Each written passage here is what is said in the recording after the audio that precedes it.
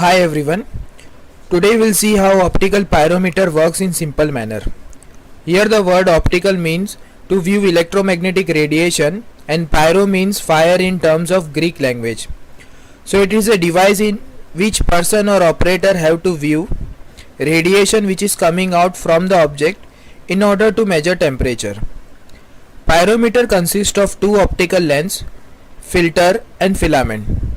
A filament that is used is similar as our filament of regular halogen bulb. Electricity that is passing through filament is controlled by means of rheostat. A rheostat is a variable resistor which is used to control flow of current. In this construction, rheostat is calibrated in terms of temperature, that is 650 degrees centigrade to 1500 degrees centigrade. Here the knob is there, as you can see. By varying the knob, we can vary the current that is passing through the filament.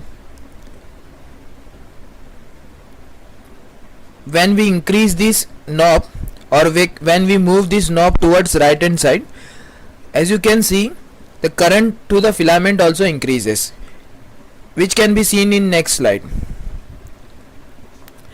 If the current flowing through the filament is large enough, that will cause filament to emit light, similar to a light bulb. The higher the flow of current, hotter the filament gets and the greater the light intensity is there. As we can see, if I move this rheostat or button, the current that which is flowing through filament increases or decreases.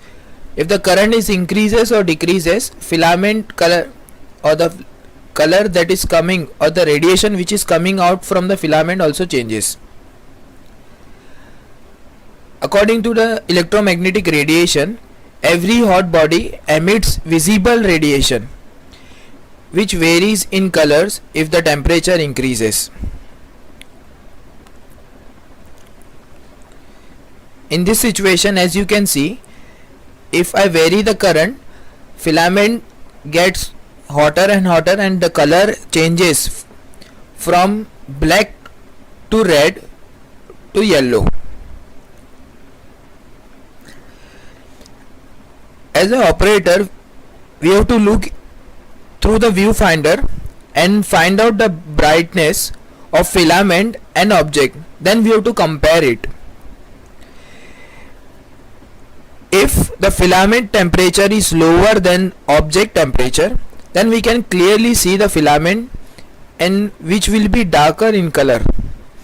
If the filament temperature is higher than the object temperature, then the filament color will be more sharper, or we can say color will be less brighter than the object. What we have to do, that we have to make filament color and the object color in the same manner, so that the viewfinder